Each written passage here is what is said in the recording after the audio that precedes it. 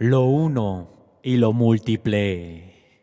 Vimos en la última conferencia que el método pragmático, al ocuparse de determinados conceptos, en lugar de acabar en una contemplación admirativa, se incorpora con ellos a la corriente de la experiencia, prolongando de este modo su perspectiva, plan, libre albedrío, espíritu absoluto, espíritu en lugar de materia, poseen en su sola significación una promesa mejor con respecto al resultado de este mundo. Falsos o verdaderos, su significado consiste en este meliorismo. Algunas veces he pasado que el fenómeno, llamado reflexión total en óptica, es un buen símbolo de la relación entre las ideas abstractas y las realidades concretas, según la concibe el pragmatismo. Manténganse un vaso de agua a la altura de los ojos y mírese a través del agua de superficie, o mejor aún, mírese a través del cristal plano de un acuario y se verá entonces una imagen refleja, extraordinariamente brillante, por ejemplo, de la llama de una vela o de cualquier otro objeto luminoso situado al lado opuesto del vaso. Ningún rayo, en tales circunstancias, alcanza más allá de la superficie del agua. Cada rayo se refleja totalmente en el fondo. Representemos ahora el mundo de los hechos sensibles por el agua y el mundo de las ideas abstractas por el aire que está sobre él. Ambos mundos son reales, por supuesto, y se influyen mutuamente, pero su acción recíproca solo tiene lugar dentro de sus límites y el locus de todo lo que vive y de lo que nos sucede. En cuanto atañe a las experiencias, es el agua. Somos como peces que nadan en el mar de los dos sentidos, limitándose arriba por el elemento superior, pero incapaces de respirarlo con pureza, de penetrar en él. Sin embargo, alcanzamos el oxígeno, estamos en contacto con él innecesariamente. Ahora aquí y luego allá, y siempre que esto ocurre volvemos al agua con más energía y determinación. Estas ideas abstractas de las que se ha compuesto el aire son indispensables para la vida, pero respirables por sí mismas y activas solo si en su función redirectora. Todos los límites son defectuosos, pero este me cautiva. Muestra como algo que no es suficiente para la vida en sí misma.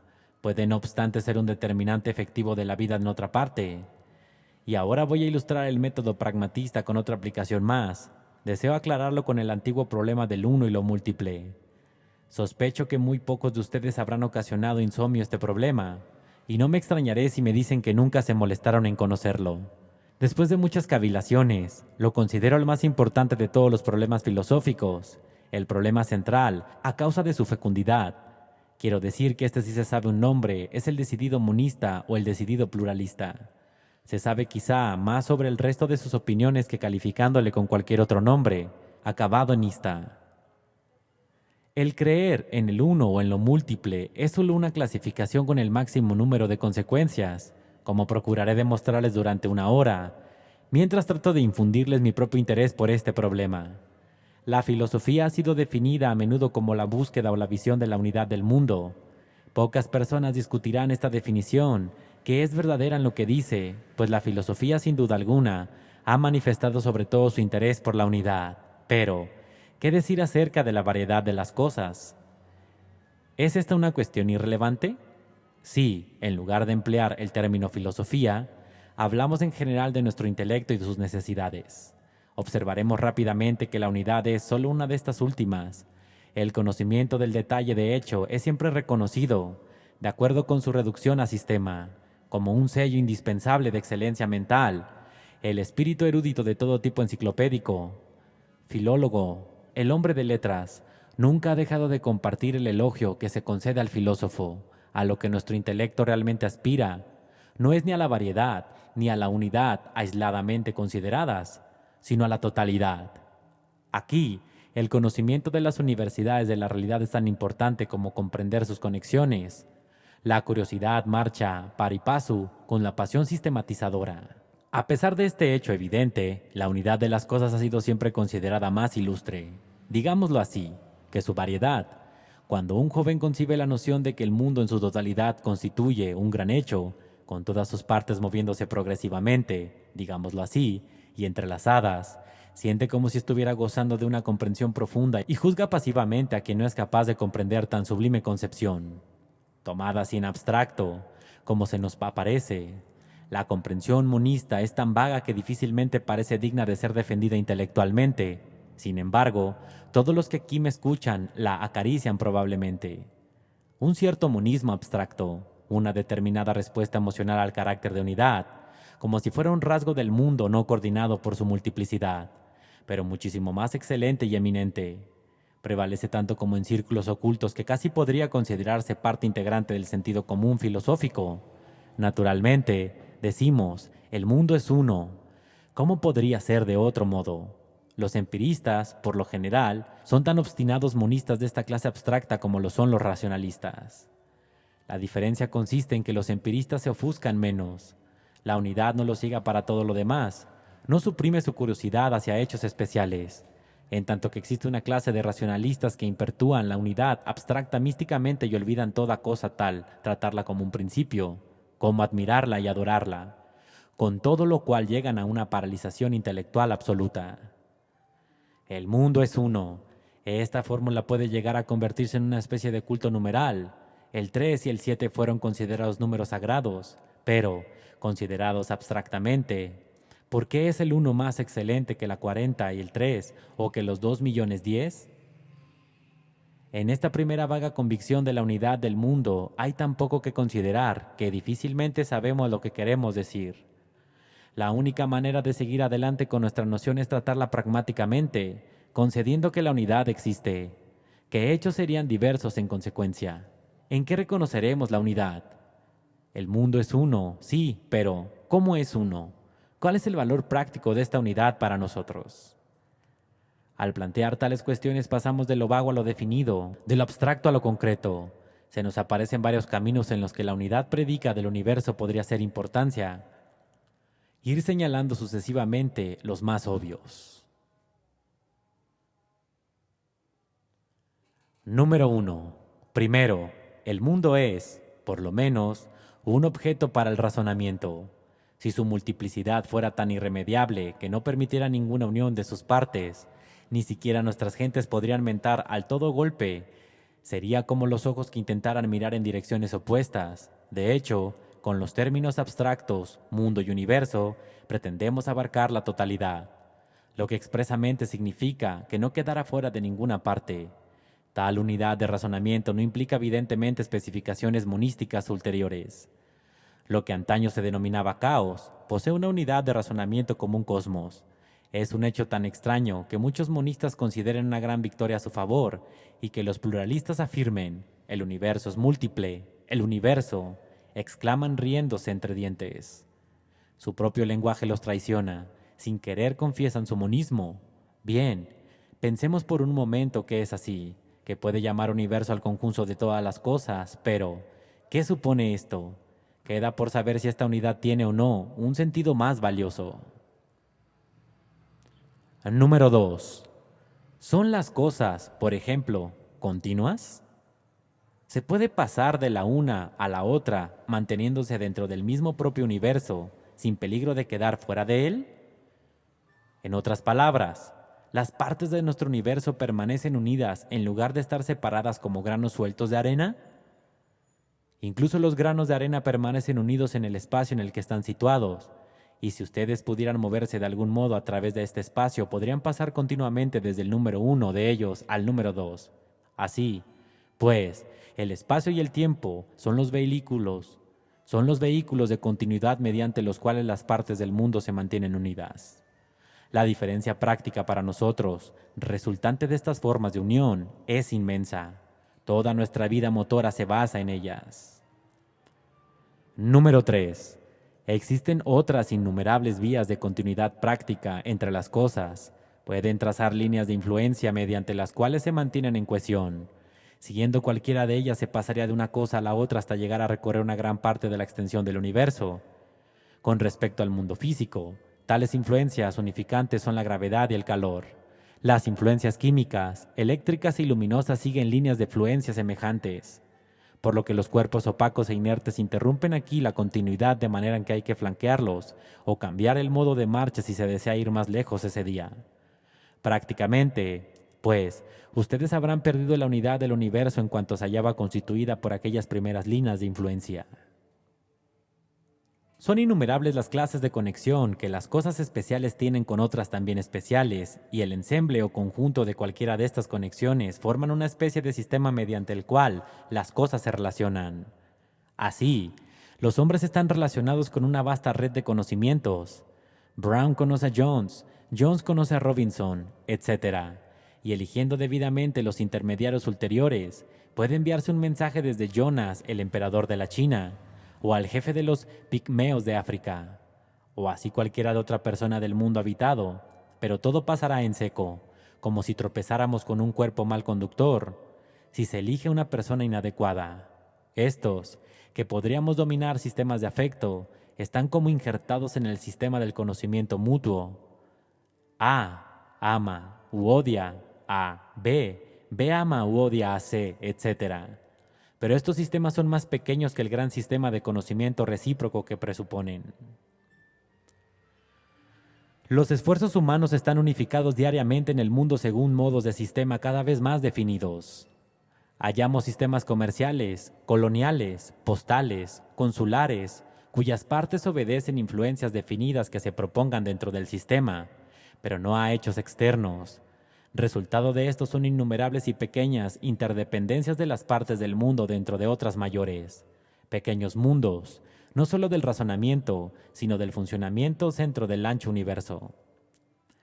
Cada sistema ejemplifica un tipo o grado de unión en el que las partes están ensartadas en esta peculiar clase de relación, de manera que una misma parte puede figurar en muchos otros sistemas diferentes, lo mismo que un hombre que puede varios oficios o mantener varios clubs.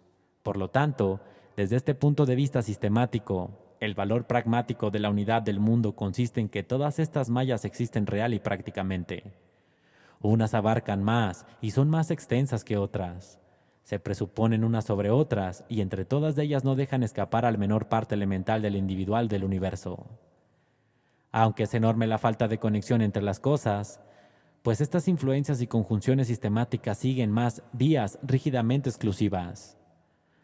Todo cuanto existe se haya influido de algún modo por alguna otra cosa, y es fácil saberlo. Si se elige rectamente el camino, hablando en general, puede decirse que todas las cosas se vinculan y adhieren entre sí de algún modo y que el universo existe prácticamente en formas particulares. ¿Qué hacen de él un algo continuo o integrado? Cualquier clase de influencia contribuye al unificador del mundo, mientras sea posible conseguirlas paso a paso. Cabe, entonces, decir que el mundo es uno. Con arreglo de estos respectos aún tanto pueda ser alcanzado, pero de una manera tan definitiva no es uno. Si no puede alcanzarse, no hay especie de conexión que no fracase, si en vez de escoger conductores adecuados se eligen no conductores.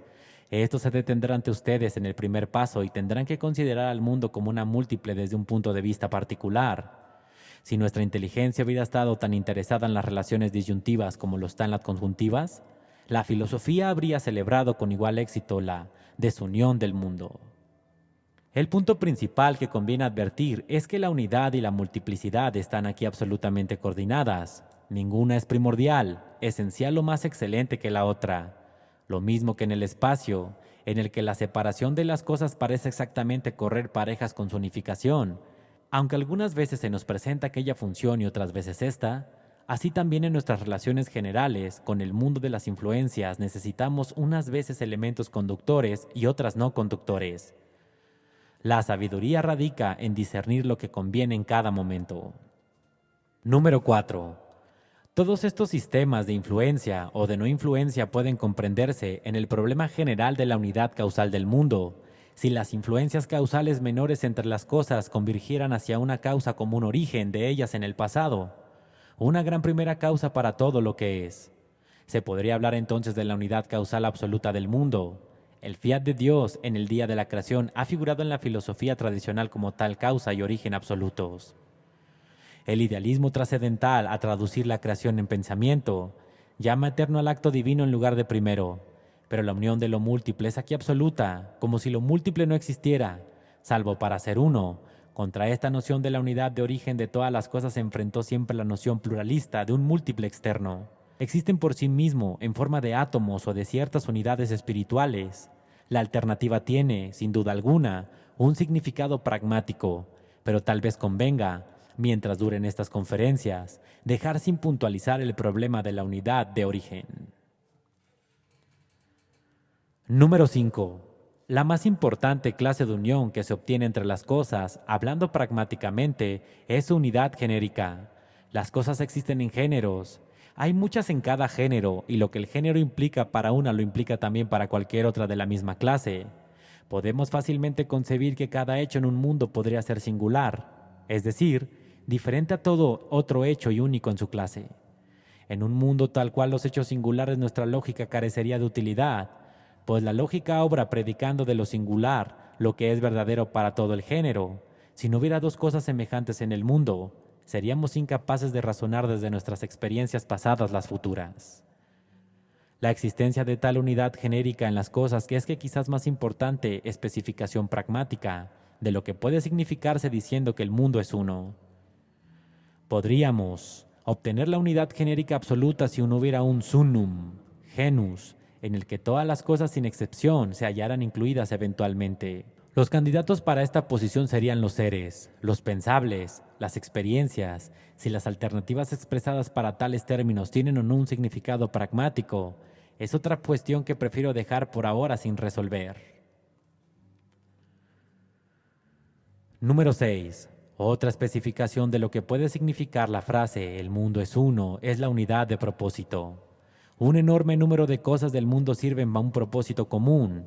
Todos los sistemas creados por el hombre, administrativos, industriales, militares, etc., existen con un propósito de control. Todo ser vivo persigue determinados objetivos. Cooperan, según el grado de su desarrollo, en propósitos colectivos o de tribu, en fines mayores que abarcan a otros más pequeños, hasta que pueden alcanzar un objetivo final absolutamente único al que sirven todas las cosas sin excepción. Es innecesario decir que las apariencias chocan con esta concepción. Cualquier resultado, como ya he dicho en mi tercera conferencia, puede haber sido propuesto previamente, pero ninguno de los resultados que realmente conocemos en este mundo ha sido, de hecho, concebido con antelación en todos sus detalles. Los hombres y las naciones comienzan con la vaga idea de ser ricos, grandes, buenos. Cada paso que dan origina perspectivas imprevistas y cierra otras más antiguas, de modo que las especificaciones del propósito general tienen que ser cambiadas diariamente. Lo que al final se consigue puede ser mejor o peor que el fin presupuesto, pero siempre es más complejo y diferente. Nuestros diferentes propósitos se hallan también en pugna entre sí. Cuando el uno no puede vencer al otro, entonces transiguen, y el resultado es otra vez diferente del que claramente se previó de antemano. Vaga y generalmente, mucho de lo que se propuso puede lograrse, pero todo tiende a asegurarnos en la concepción de nuestro mundo no está unificado, teológicamente por completo, y que está intentando lograr una unificación mejor organizada. Es dogmatizar a riesgo propio, aclamar la existencia de una unidad teológica absoluta, decir que hay un propósito al que se hallan subordinados todos los detalles del universo. Los teólogos que así dogmatizan hallan cada vez más imposible, a medida que se concreta nuestro conocimiento de los concentrados intereses en las distintas partes del mundo, imaginar cuál pueda haber verosimilmente este propósito crítico. Ciertamente, vemos que determinamos daños que producen bienes ulteriores, que lo amargo da mejor sabor al cóctel y que un poco de peligro o sin sabor hace más agradable nuestro triunfo. Podemos generalizar esto vagamente diciendo que todo mal en el universo no es sino un instrumento para una mayor perfección, pero la escala del mal que tenemos a la vista desafía toda una tolerancia humana, y el idealismo trascendental, en las páginas de tolerancia, en las páginas de Bradley o de Royce, no nos lleva más allá de un libro de Job.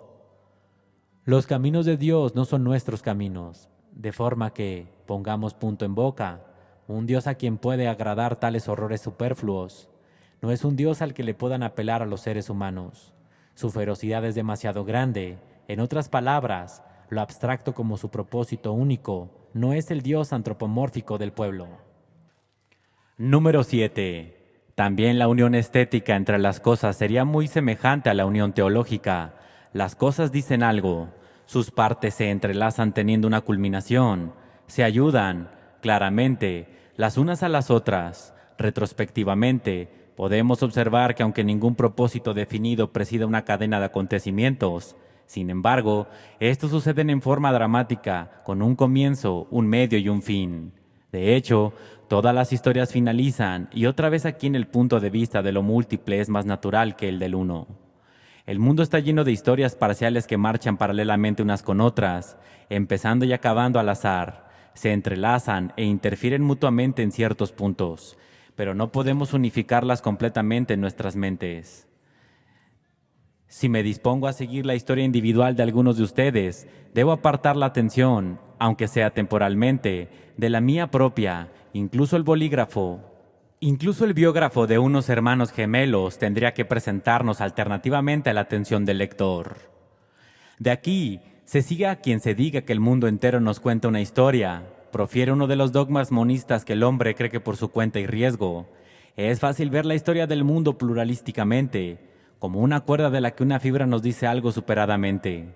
Pero es muy difícil concebir cada trozo de ella como un hecho aislado y sumar toda la longitud de un ser que vive a la vida indivisiva. En la embriología hallamos una analogía adecuada. El biólogo hace cientos de cortes planos de un embrión y mentalmente los une en un conjunto sólido. Pero los grandes componentes del mundo, en cuanto a seres, parecen ser discontinuos, como las fibras de la cuerda y coherentes solo por la dirección longitudinal.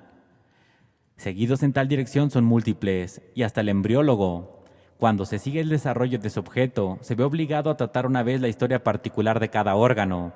La unión estética absoluta es, pues, meramente un ideal abstracto. El mundo parece más épico que dramático.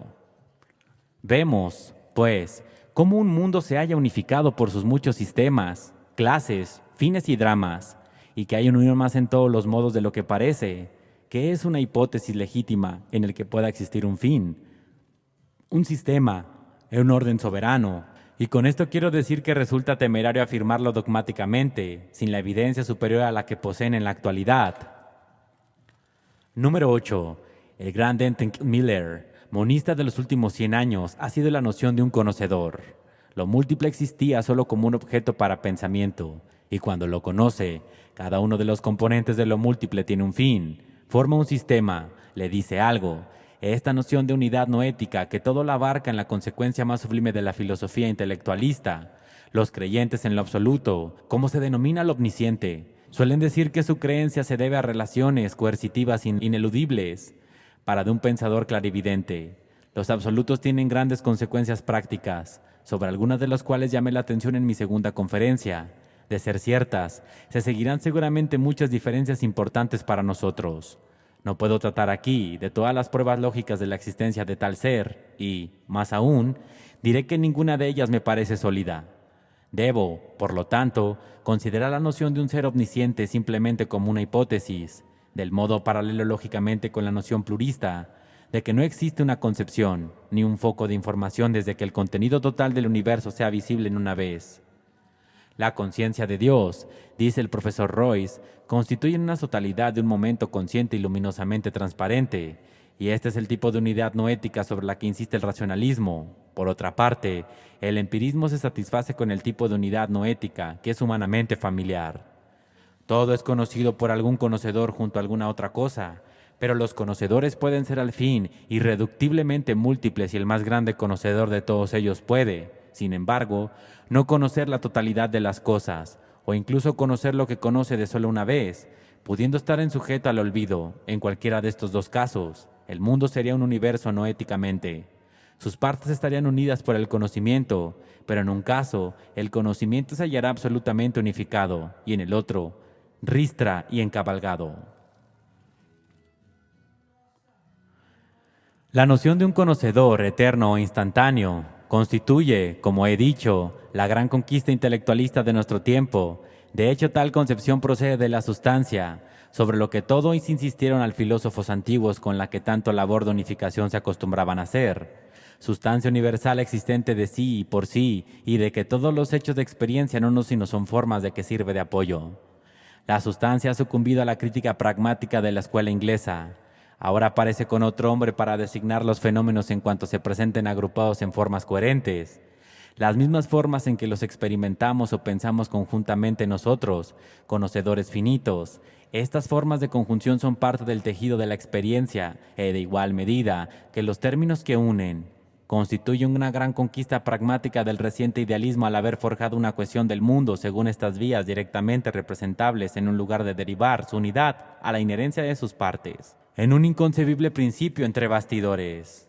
El mundo es uno, por lo tanto, en cuanto lo experimentamos concatenadamente, uno por las muchas conjunciones definidas con las que se nos representa, pero también entonces es no uno, debido a las múltiples y definidas inyunciones que advertimos. La unidad y la multiplicidad se obtienen en formas que no pueden nombrarse separadamente. No es ni un universo puro y un simple ni un universo puro y simple.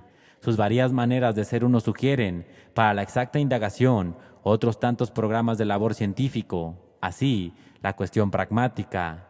¿Qué se entiende por unidad? ¿Qué diferencia práctica amplía? Nos evita toda febril excitación sobre lo que ellos consideraban al principio de sublimidad y no permite internarnos en la corriente de que la experiencia con toda serenidad. La corriente de la experiencia puede revelarnos, indudablemente, mucha más conexión y unión de la que sospechamos, pero ningún principio pragmático nos autoriza a exigir por adelantado una absoluta unidad en ningún respecto. Es tan difícil aparentar que de manera definitiva lo que significa la unidad absoluta que probablemente la mayoría de ustedes quedarán insatisfechos con la sobria posición que hemos alcanzado. No obstante, ¿acaso hay entre ustedes espíritus radicalmente monistas que no se contenten en poner a la par lo uno y lo múltiple? La unión de varios grados, la unión de diversos tipos, la unión que detienen los elementos no conductores, la unión que va a lo próximo a lo más próximo, y que en muchos casos significa solamente proximidad externa y no vínculo íntimo. La unión de concatenación, en resumen, toda esta clase de cosas parece ser ustedes una fase intermedia de pensamiento, la unidad de las cosas superior a su multiplicidad. Ustedes piensan que debe ser más profundamente verdadera.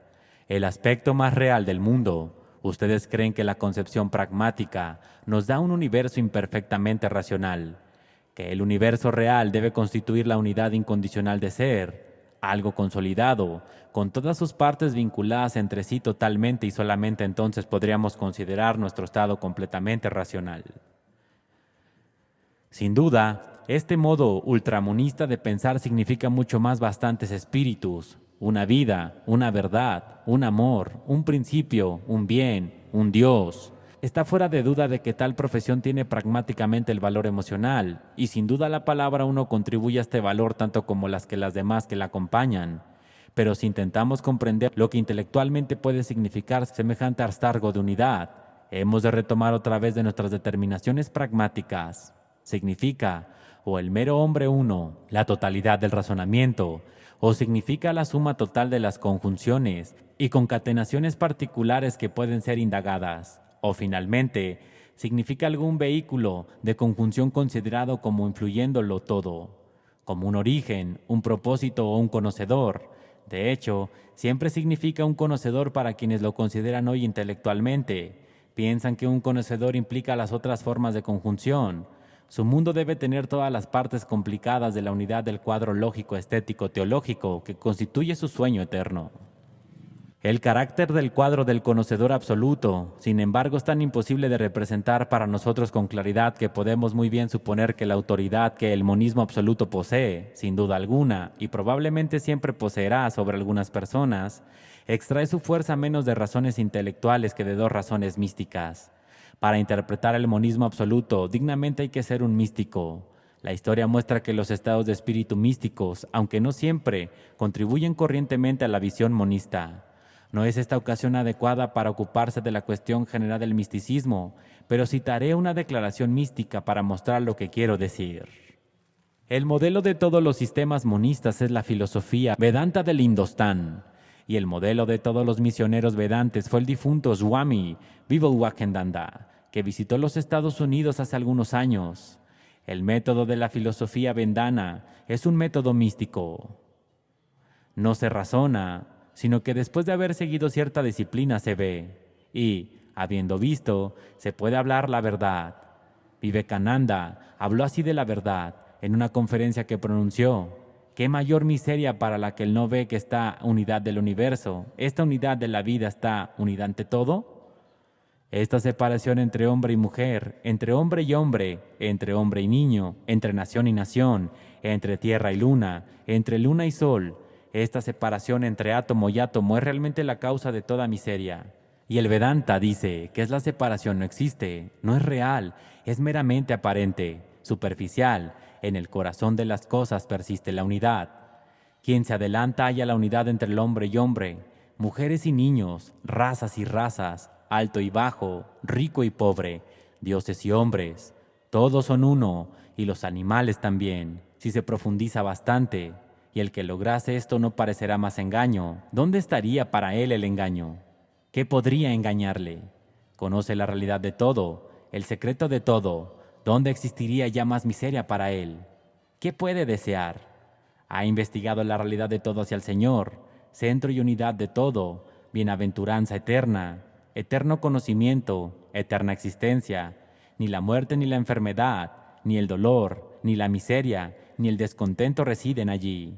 En el centro, la realidad, no hay nada de qué lamentarse, nada que lamentar. Ello ha penetrado todo, el uno puro, el informe, el incorpóreo, el inmaculado, el sabio, el gran poeta, el que existe por sí mismo, el que le da a cada uno lo que se merece. Nótese aquí el carácter radical del monismo. No es solamente que la separación sea superada por la unidad, sino que se niega su existencia. No existe multiplicidad. No somos parte del uno. Lo uno no tiene partes. Y puesto que en cierto sentido innegablemente nosotros somos, debe ser cada uno de nosotros es el uno, indivisible y totalmente.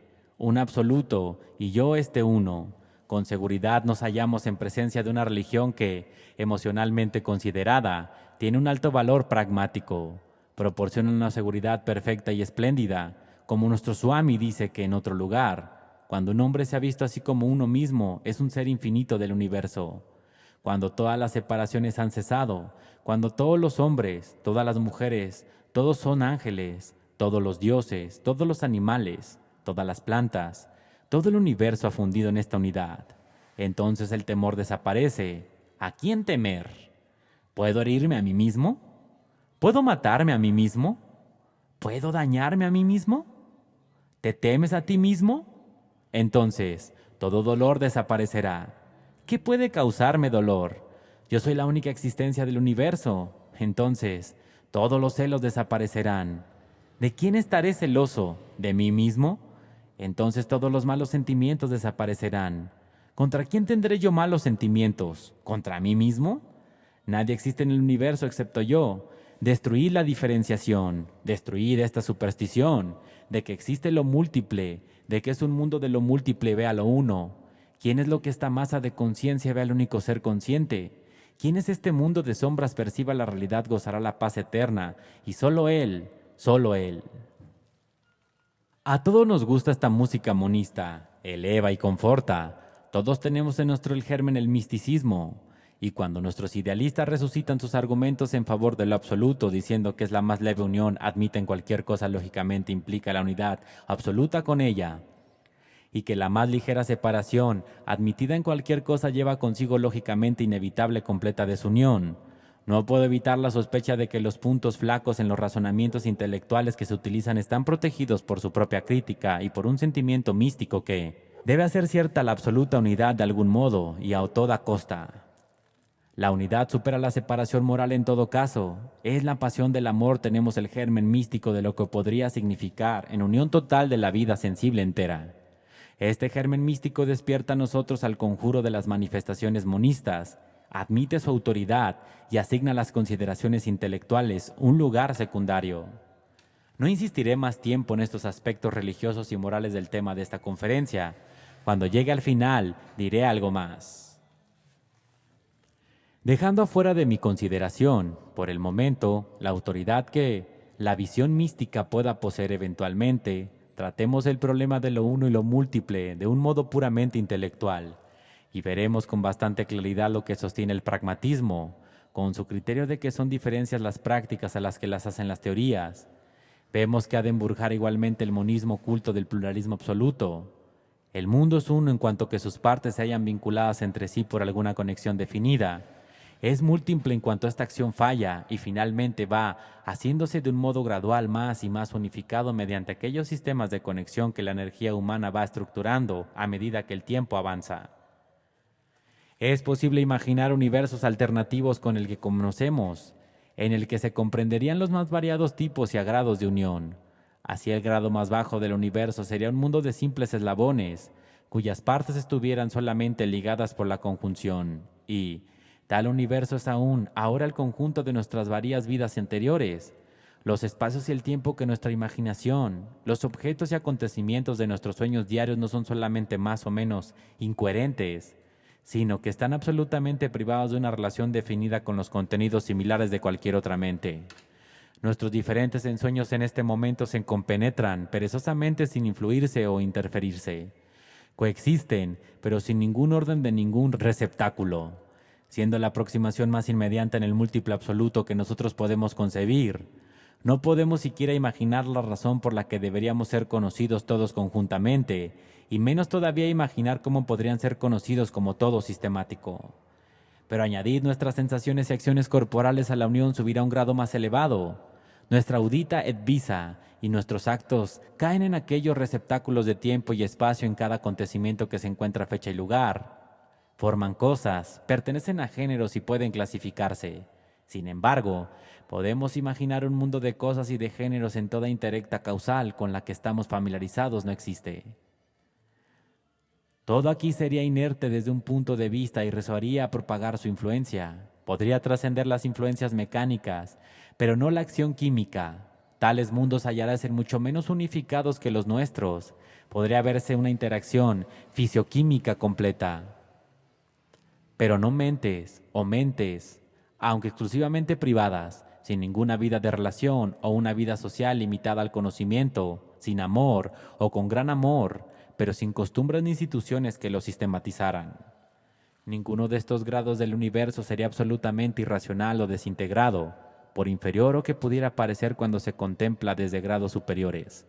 Por ejemplo, si nuestras mentes llegaran a estar conectadas telepáticamente, de forma que conociéramos inmediatamente o debajo de ciertas condiciones, pudiéramos conocer inmediatamente cada uno de nosotros lo que el otro estaba pensando.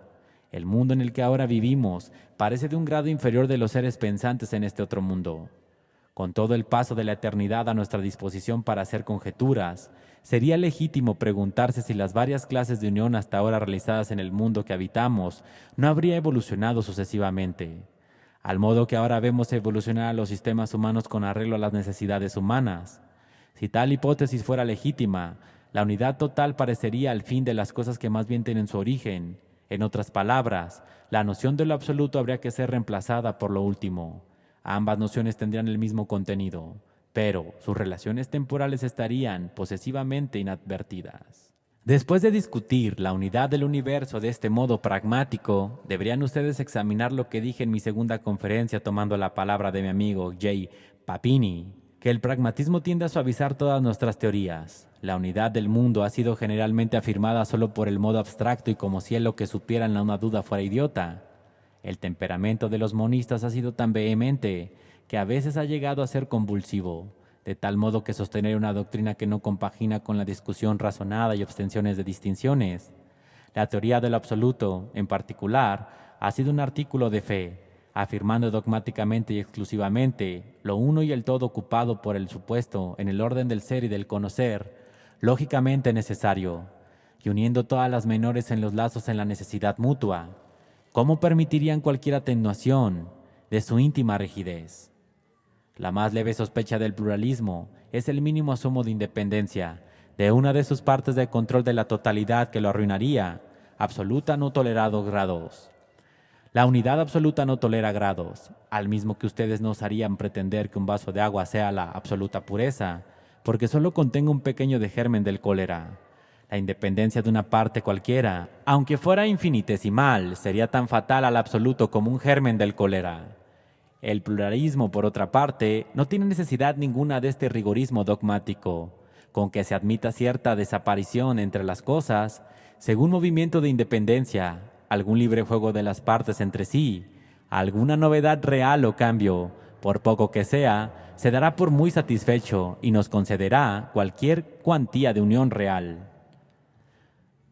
¿Cuánta será esta cuantía de unión? Es el problema en el que creo solo puede decirse empíricamente.